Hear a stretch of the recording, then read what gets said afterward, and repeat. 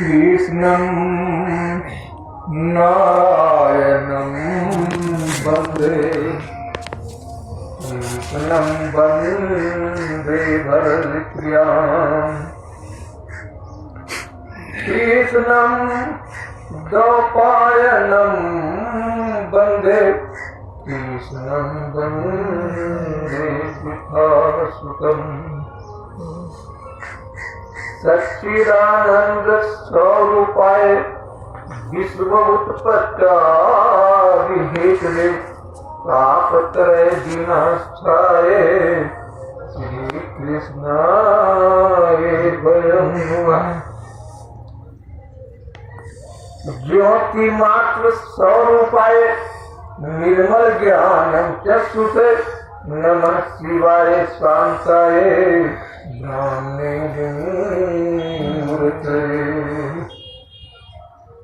जगत गुरु नमस्तुभ्य शिवाय शिवदाय च योगीन्द्राणां च योगीन्द्र गुरुनाम गुरुवे नमः।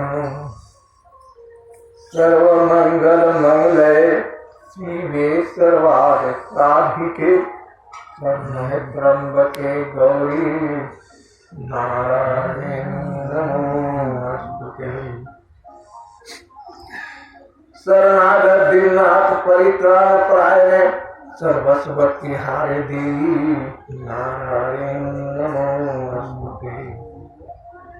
या देवी सर्वभूतेषु परा विद्यारूपेण संस्थिता नमस्तस्यै नमस्तस्यै नमस्तस्यै नमो नमः। ओम हरे नमः। प्रेम से बोले सच्चिदानंद भगवान की जय। हृदय सम्राट श्री भोलेनाथ की जय। जगत जननी महावाणी की जय। सभी दिव्य विभूतियों की जय। ओम हरे नमः। आइए परब्रह्म परमात्मा की हाथी कृपा है, उस अनंत की असीम दया है, उस परात्पर ब्रह्म की अपार करुणा है कि हम आप सब उस परब्रह्म परमात्मा के आनंदमय भजन में साथ ही साथ अमृतमय कथा में साथ ही साथ उनके गुणानुवाद में आनंद ले रहे।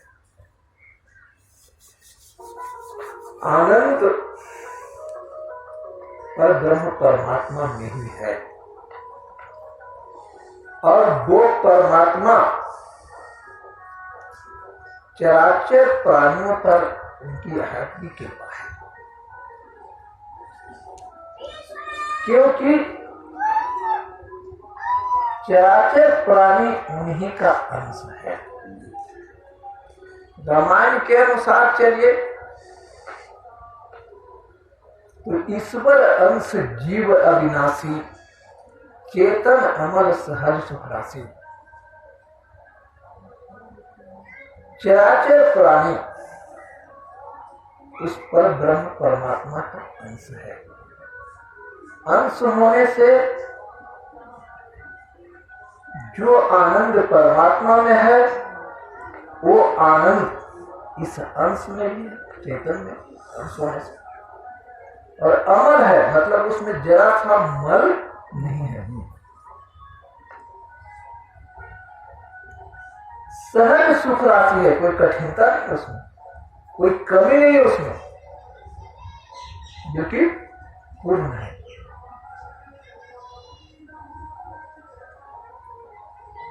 ममय वांसो जीव लेके जीवभूत सनातन।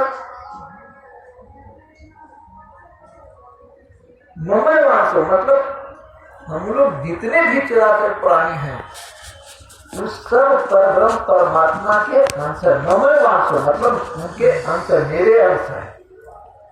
और कैसा अंश है? तो सनातन। सनातन का मतलब कि कब से हम लोग हैं उनके अंश, इसका तो पता ही नहीं।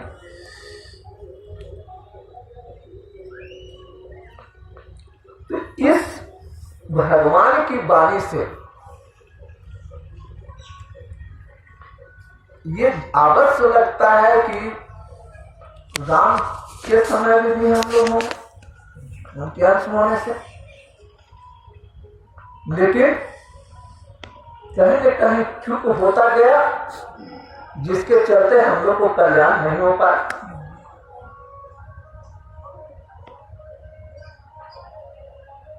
और परमात्मा की प्रभु करी करुणानर देही, भगवान की करुणा से ये शरीर मिला हम लोग को, मनुष्य शरीर। आराधना, भजन, सत्संग, ब्रह्मगोष्ठी, देवता लोग नहीं कर सकते, अन्य कोई भी जोड़ी नहीं कर सकता। ये केवल स्वतंत्रता प्राप्त है तो मनुष्य जोड़ी को ही।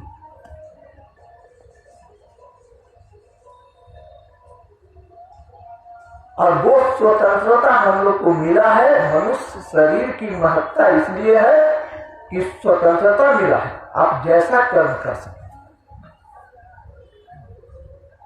करने में तो आपको स्वतंत्रता मिल गया, लेकिन होने में परतंत्र है। वही है सोई जो राम रुचि रखा।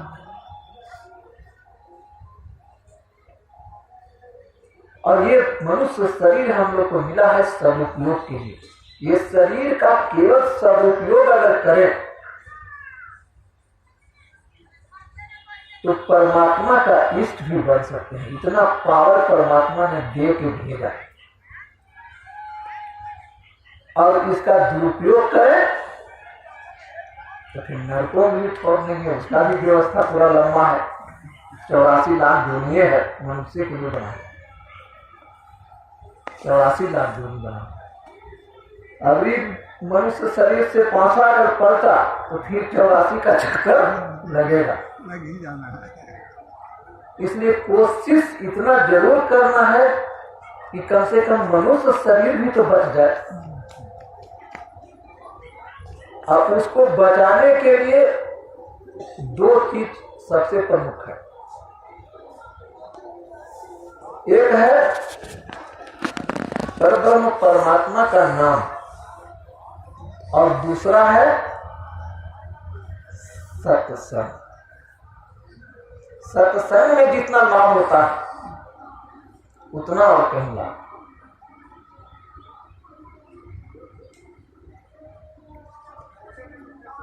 और सत्संग में ही व्यक्ति ऊपर उठता है, परमात्मा की ओर अक्षर है।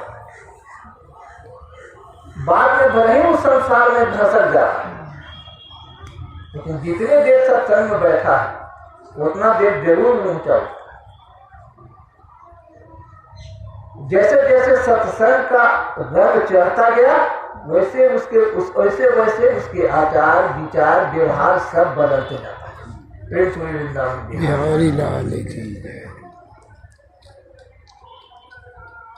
आज का एक बहुत बड़ा भ्रम है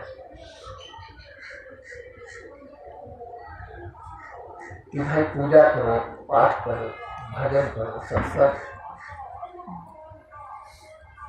जप करो।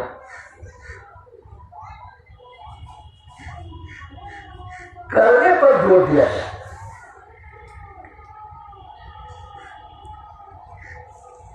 लेकिन करने से तो वो चीज मिलता है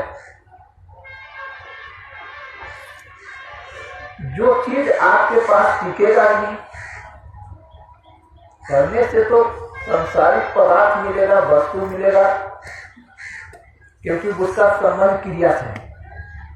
बिना क्रिया के कोई वस्तु की उत्पत्ति नहीं है। और अगर वस्तु और पदार्थ या धन संपत्ति की अगर जरूरत है तो उसके लिए तो आपको क्रिया करना होगा, मेहनत करना होगा। करने में थकान है क्योंकि वो अप्राप्त चीज है। लेकिन जो प्राप्त है, परमात्मा कहते हैं कि सब मेरा अंश है। तो हम जितने बैठे हैं या संसार में जितने कौवा चिड़िया सब है, सब में वो है। और सब में जब वो है तो दूर थोड़े है कि हमको ढीलू ढाल जाना है, वहां जाना है, वहां जाना है। जब कहते हैं हरि व्यापक सर्वत्र समाना, सर्वत्र जब व्याप्त है, सब जगह है, तो यहाँ पे है कि नहीं। और कहते हैं सब घट में है, सब घट का मतलब सब शरीर में है। तो मेरे शरीर में भी है, इनके शरीर में भी है, आपके शरीर में भी, सबके शरीर में है, और सब जगह पे है, तो यहां भी है। और सबका सुहृद है, तो मेरा भी सुहृद है। तो उसके लिए तो दूर नहीं जाना, अप्राप्त तो नहीं है, बल्कि वो प्राप्त की प्राप्ति करना है। हम उस पर जो हमारे अंदर है, हम बगल में है, ऊपर है, नीचे है, सर्वत्र जब वो है,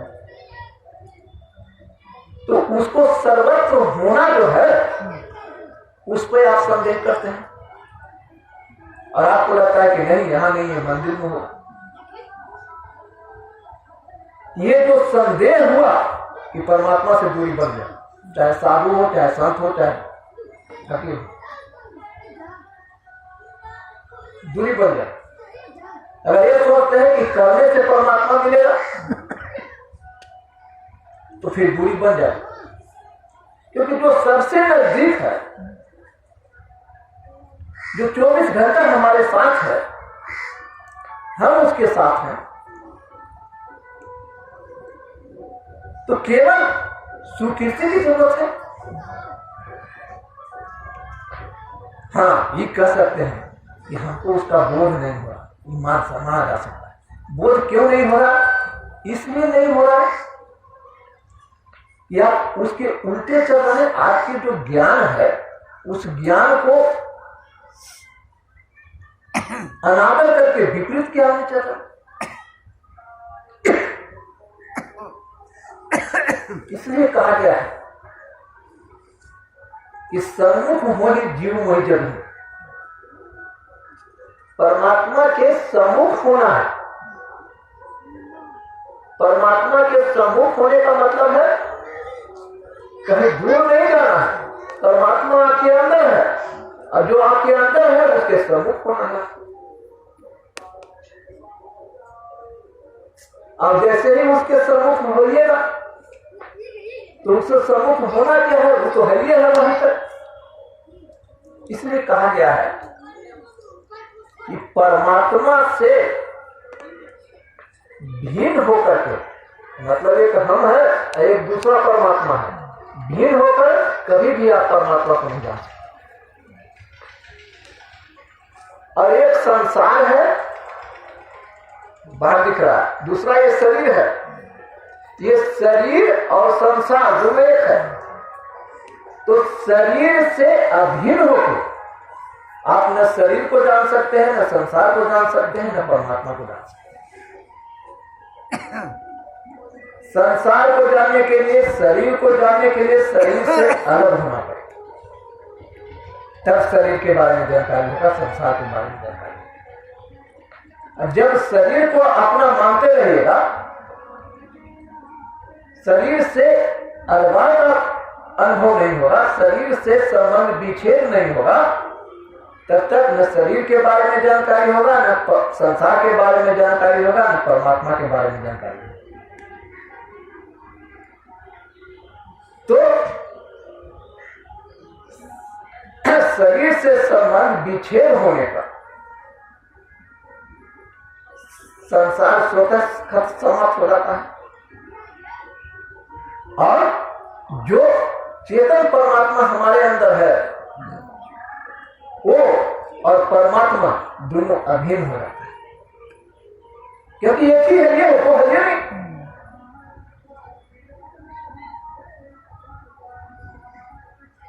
इसलिए ये अनुभव में आ जाता है, ये बोध में आ जाता है कि जो मेरे अंदर परमात्मा है, वही इनके अंदर है, वही उनके अंदर है।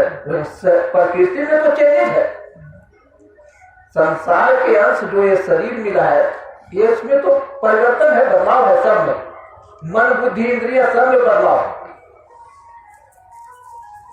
लेकिन उस चैतन्य में बदलाव नहीं है, वो जीव के त्यों है सब में।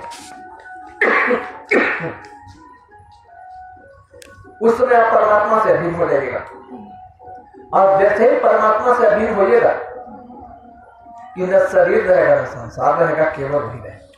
इसीलिए कहा गया वासुदेव सर्वम शिव सर्वम, यानी उसके सिवा दूसरा कुछ नहीं।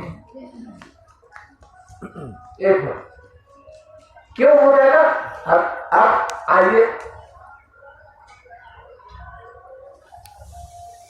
संतमत से थोड़ा सा उदाहरण देखें। कबीरदास लिखते हैं, शब्द शब्द सब कोई कहे, शब्द न जाने को। जिह्वा पर आवेद है, वो तो शब्द विदेह। विदेह का मतलब क्या हुआ? शरीर के अंदर तो है, लेकिन शरीर से बिल्कुल अलग है। जैसे हम बोल रहे हैं अंदर से आ, तो जहां पर शब्द है, जहां पर स्पंदन है, जहां पर ध्वनि है, वहां पर प्रकाश है। बिना प्रकाश के ध्वनि नहीं है, और बिना ध्वनि के प्रकाश नहीं। फर्क इतना ही है कि ध्वनि का चार्ज कम है, प्रकाश का चार्ज बहुत तेज है।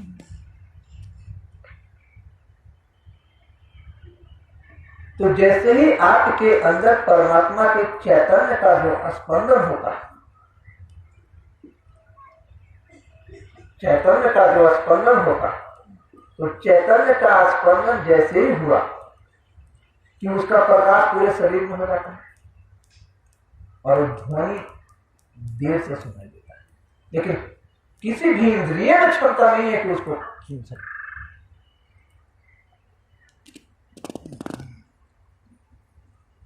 और वो नित्य है, अनित्य तो शरीर है, संसार है।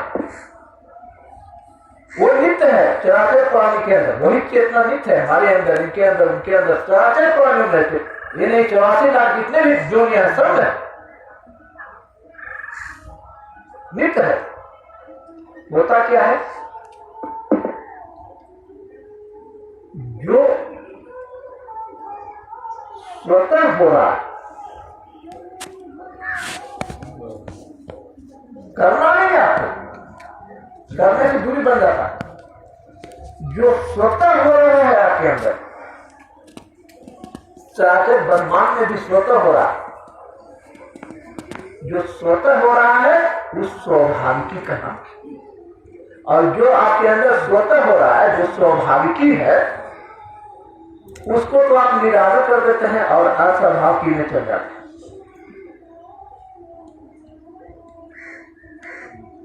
लेकिन जो स्वतः हो रहा है, जो स्वाभाविकी है, जो स्वाभाविक है, वही आपका स्वरूप है। वही स्वरूप आपको परमात्मा से अधीन हो जाए। लेकिन आप उसको निरादर करके और स्वाभाविक में चले जाइएगा, उसको निरादर कर दीजिएगा, उलट जाइएगा, विपरीत, तब दिक्कत है। तब आप फिर संसार में फंस जाइएगा, शरीर में।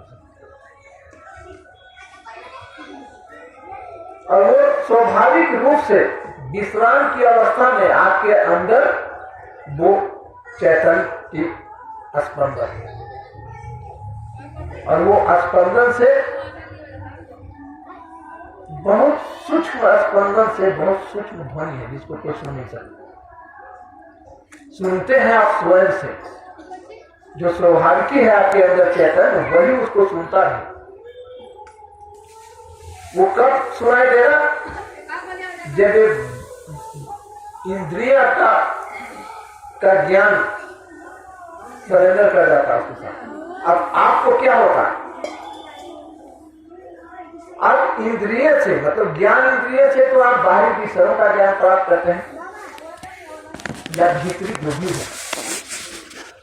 ज्ञान इंद्रिय 5 है ना आपके पास, उस ज्ञान इंद्रिय से आप 5 विषयों का करते हैं, उसे अनंत विषय हो जाता है। और 5 ज्ञान इंद्रिय के बाद इसको जानने वाला कौन है? मन है। मन से आप ज्ञान इंद्रियों को जानते हैं, इंद्रियों को जानते हैं, इंद्रियों से विषय को जानते हैं, मन से इंद्रियों को जानते हैं, और बुद्धि से मन को जानते हैं।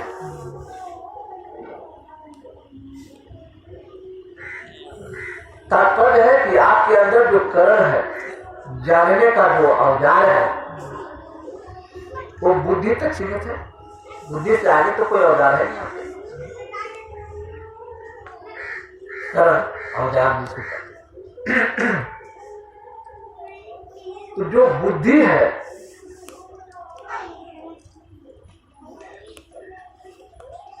तो आप अब सोचिए कि बुद्धि के ऊपर एक और सुपर पावर है जो बुद्धि को भी जानता है। बुद्धि के ऊपर भी है ना जो बुद्धि को भी जानता है, यानी बुद्धि का भी ज्ञाता है। अब बताइए, जो बुद्धि का ज्ञाता है, जो बुद्धि को भी जानता है, उसको क्या बुद्धि के ज्ञान की जरूरत है? बुद्धि से भी सुपर है जो बुद्धि को भी जान रहा है। आप जानते हैं कि बुद्धि है, आप भी जानते हैं, सब व्यक्ति सब जानता है, मन बुद्धि इंद्रिय और बुद्धि तक को सब जान रहा है। लेकिन इससे भी एक सुपर पावर है जो बुद्धि को जानता है, इसको ज्ञाता कहते हैं, बुद्धि का भी ज्ञाता है। तो बुद्धि के जो ज्ञाता है उसको बुद्धि के ज्ञान की जरूरत है, उसको मन के आदेश की जरूरत है, उसको इंद्रियों के विषय का जरूरत है। जो बुद्धि को भी ज्ञाता है वो सर्व का ज्ञाता है, और जो सर्व का ज्ञाता है वो हमारा स्वरूप है, वो हम परमात्मा एक है।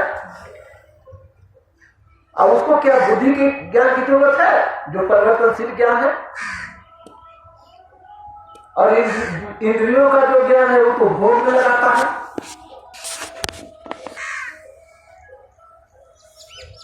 तब सवाल अब यहां पर खड़ा होता है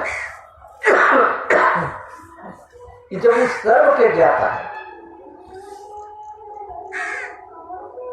तो फिर उसको बुद्धि और मन और इंद्रियों से क्या जरूरत है? इसके ज्ञान की क्या जरूरत है उसको?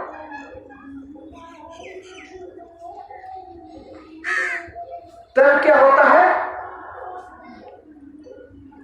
कि बुद्धि और सर्व का जो ज्ञाता है उसके बीच में एक चीज और आ जाता है जिसको खोजने पर भी नहीं मिला, वो है अहम, जो कि खोजने पर भी नहीं मिलेगा। उदाहरण स्वरूप आप गहरी निद्रा में सो गए, तो शरीर का भान रहता है आपको? नहीं ना। शरीर संसार दोनों साथ हो जाता है, सूर्य चंद्र तारे ग्रह नक्षत्र सब साथ होता है, कुछ नहीं रहते, केवल आप रहते हैं। क्योंकि आप नहीं रहेंगे तो फिर इसको जानेगा कौन कि हम बहुत सुखा। जिसको कहते हैं रामलाल भाई ने भजन सुनाया आपको कि विवाह करने जिसको रात दिन रही प्रकाश, तो वहां पे रात दिन प्रकाश है। अगर वो प्रकाशित न करने रहे, शरीर को चालू न रखे, तो फिर आप स्वाहा हो जाइएगा। लेकिन किसी को ये भान होता है कि हम मर गए? नहीं, सबको रहता है कि हम हैं। लेकिन उस शरीर के लेकर के जैसे उस समय को अहम साफ रहता है, अहम खत्म हुआ कि संसार और शरीर दोनों हो। कुछ पता नहीं था, इसका मतलब है कि यह समाप्त हो गया। और जिसको ये पता था कि हम बहुत सुख से सुखल है, वो आपका स्वरूप है, उसमें आपको स्थिति बनाना है, और वो सौभाग्य है, उसी में आपको स्थिति बनाना है, उसी स्वरूप में आपको रमण करना है, बाकियों में नहीं। बाकी तो संसार का है। तो ये अहम जो आ गया बीच में जगने के बाद, पहले तो सर्व का प्रकाश को अहम बोध हो गया, तो यो है उसका प्रकाश तो उस समय भी है, अभी भी है, उस समय भी है। इस समय तो थोड़ा धूमिल भी हो जाता है, क्योंकि इसी के प्रकाश में मन बुद्धि इंद्रियां सब कार्य कर रहा, सत्ता ले रहा है। और उस समय तो बिल्कुल निश्चिंत रहता है, ये सब उस प्रकाश से शक्ति लेता है, मन बुद्धि इंद्रिया उससे शक्ति ले रहा है उसी के प्रकाश है। तो वो जो चैतन्य प्रकाश है वहां, वो जैसे ही प्रकाशित करता है तो अहम आ जाता है, अहम से 3 गुण आ जाता है, 3 गुण से सब करण आ जाता है, मन बुद्धि इंद्रिया सब। अब मन बुद्धि इंद्रिया जो है सब के सब अहम से प्रभुत हुआ, यानी ये अहम से मिल गया। और जो आप है, जो परमात्मा के अंश है, परमात्मा से मिले हुए हैं, वो भी आप इधरे में भूल गए, यानी उससे आप विमुख हो गए और संसार की ओर भूल गए। शरीर तो संसार की ओर ले जाएगा, आप परमात्मा में लगिएगा भी नहीं, लगिएगा भी ना, तो ऐसे ऐसे आएगा कि आपको विमुख कराएगा, मोड़ेगा। चलिए बार पीछा भी जाते हैं, अच्छे साधन में पीछा जाए, लेकिन साधना का लगा हुआ लगन है, फिर केवल लगन मात्र से पार होना चाहिए।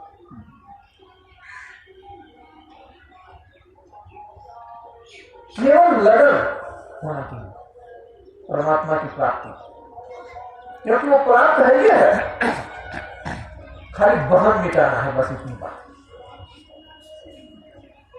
और शरीर से जैसे ही संबंध विच्छेद हुआ कि आप जनक भी हो जाए, विदेह हो जाए, और जैसे ही शरीर से संबंध विच्छेद हुआ कि भीतर से आपको अनुभव हो जाएगा कि हम शरीर नहीं है, क्योंकि आप इंद्रियों से जानते हैं, मन से इंद्रियों को जानते हैं, बुद्धि से मन को जानते हैं, और तब कहते हैं कि मैं शरीर हूं।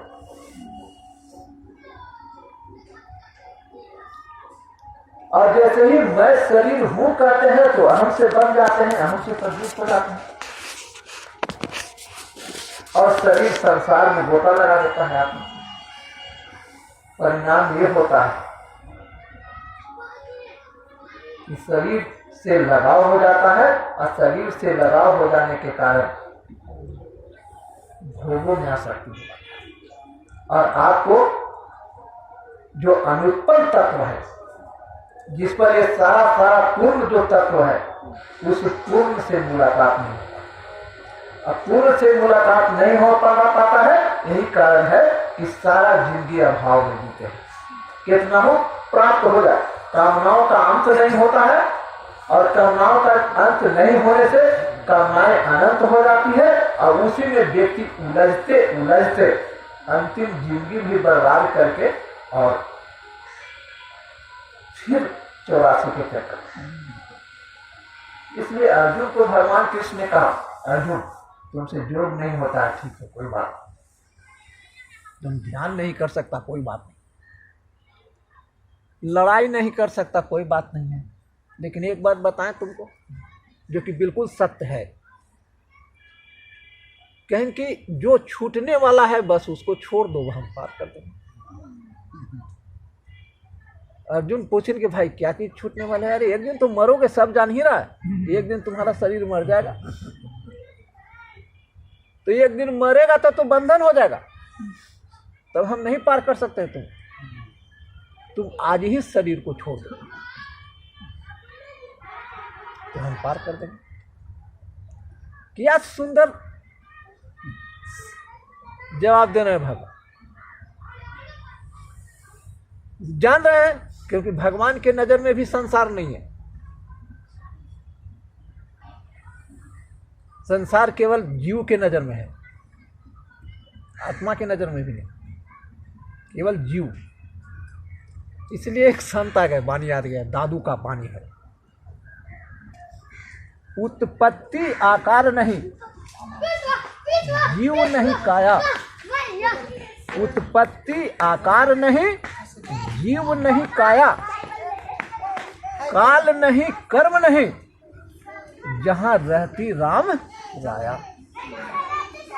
जहां पर हमारा स्वरूप है, जहां पर भगवान से हम अभिन्न होते हैं, हम और राम एक हो जाते हैं।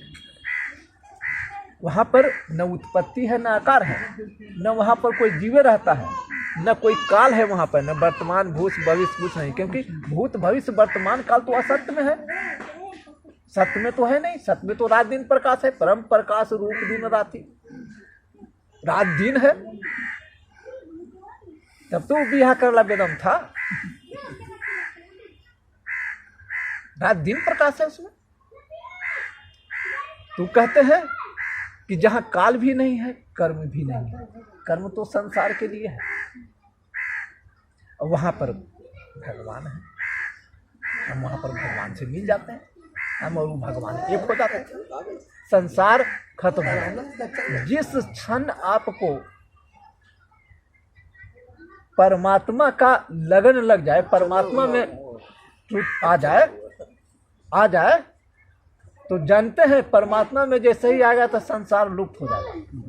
और जैसे ही आपको अपने स्वरूप का भान हुआ, क्योंकि स्वरूप परमात्मा एक है, स्वभाव की है, स्वरूप का भान होगा तो इस शरीर का पोल खुल जाएगा, नया तो आ जाएगा, शरीर नहीं, एक अनुभव खुद आ जाएगा आपको कि हम शरीर नहीं है, ये शरीर तो रोगों का घर है, बल्कि कूड़ा करकट का फैक्ट्री है, कि किसमें छुआरा मुनक्का खाता है और कोई काम का नहीं। समझ में आ जाएगा आपको, और शरीर का पोल खुल जाता है। तो तीन बातें हैं,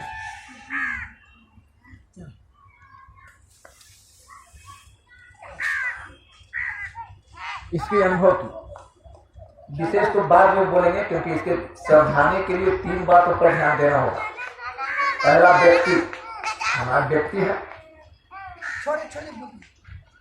फिर दृश्य, फिर दृष्टि।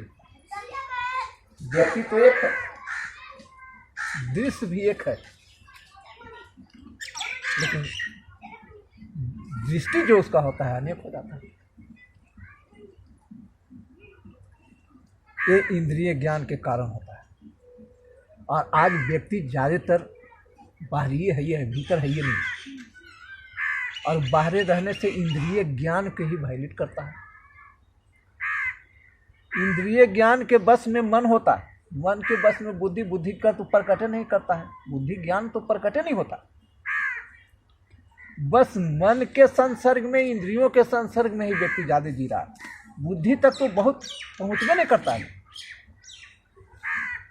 अब बुद्धि के ज्ञान जब खुलेगा, कुछ बुद्धि के ज्ञान खुले तब तो, बुद्धि तो सलेंडर कर ले रह जाता है। तो इस पर चलने से पहले तीन बात ध्यान दें। या तो आप अपने आप को, ये जो संसार देख रहे हैं ये कार्य है, और प्रकृति कारण है, और परमात्मा मालिक है। तीन विभाग है ना, शरीर का तीन विभाग।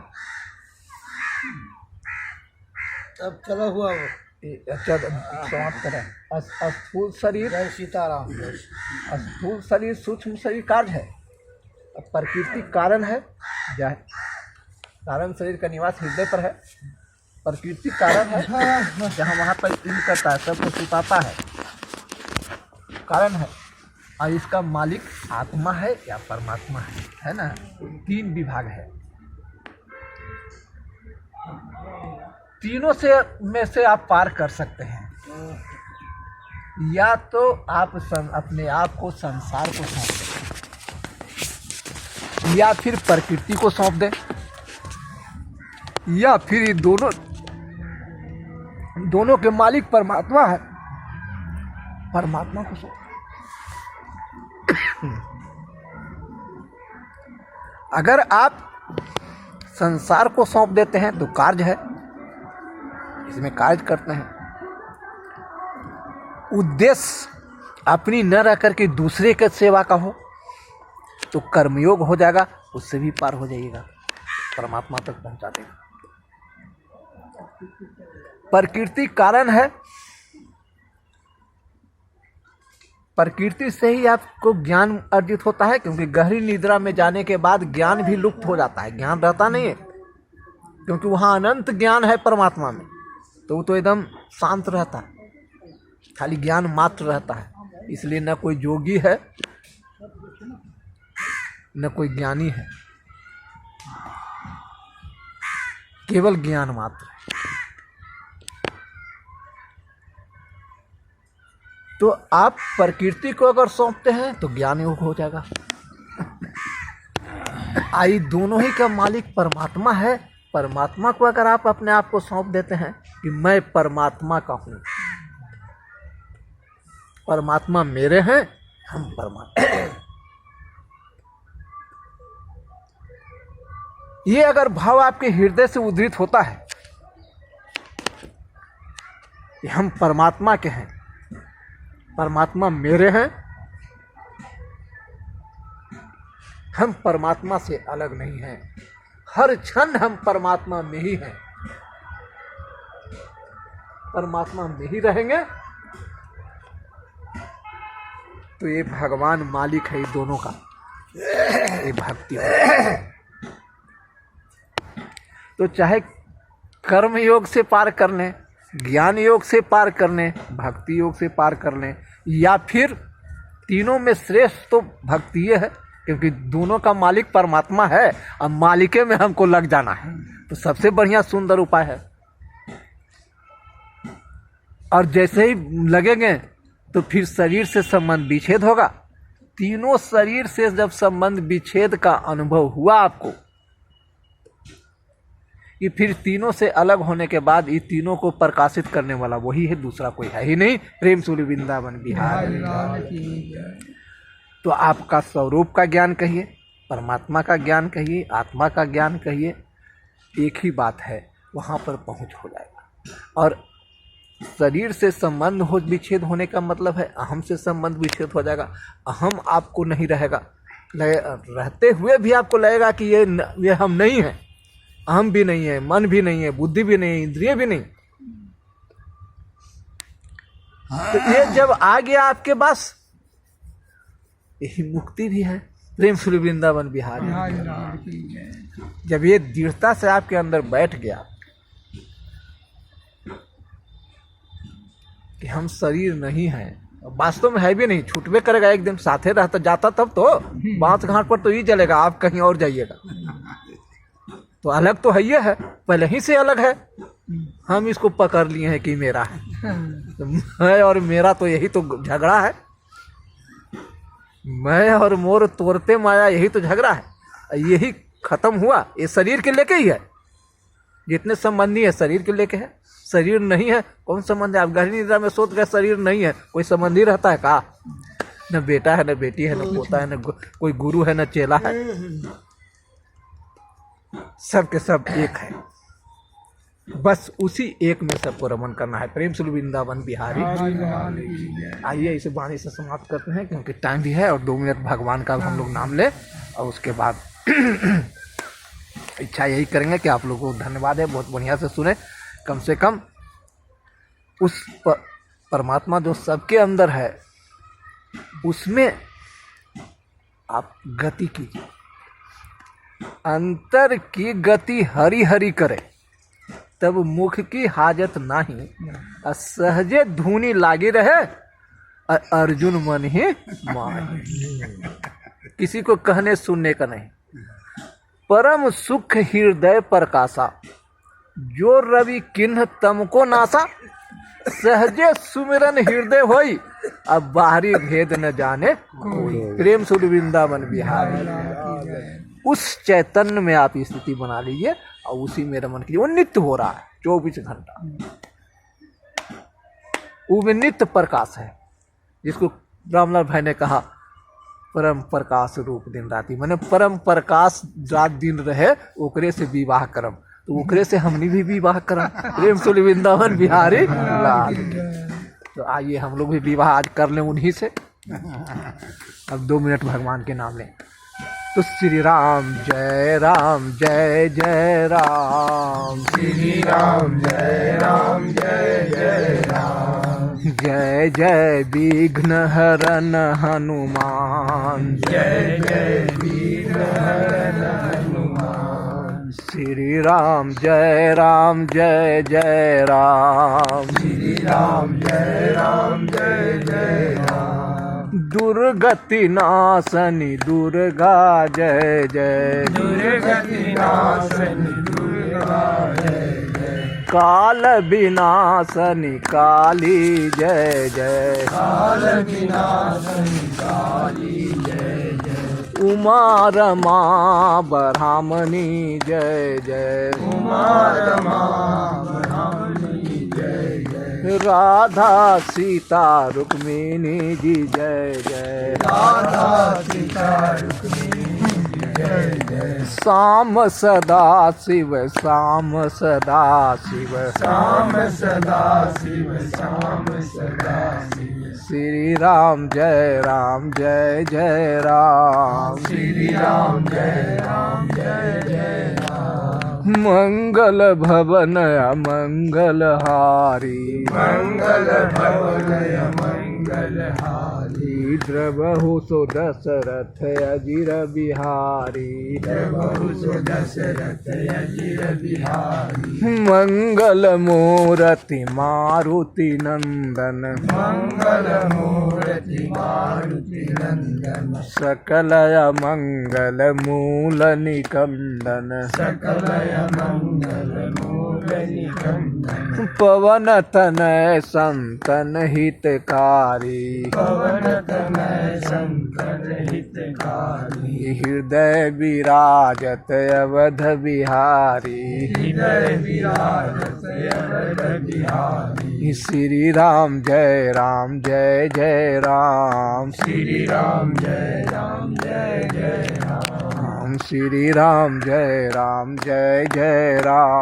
श्री राम जय जय राम। हरे राम राम राम हरे हरे, हरे राम राम राम हरे हरे। हरे हरे कृष्ण कृष्ण कृष्ण हरे हरे, हरे कृष्ण कृष्ण कृष्ण हरे हरे। हरे शिव शिवा शिवा हरे हरे, हरे शिव शिवा शिवा हरे हरे। हरि ओम ओम ओम हरि हरि। हरि ओम ओम ओम हरि हरि। श्री राम जय जय राम, श्री राम जय जय राम। श्री राम जय जय राम, श्री राम जय जय राम। जय जय विघ्न हरन हनुमान, जय जय वीर हरन हनुमान। श्री राम जय जय राम, श्री राम जय जय राम। श्री राम जय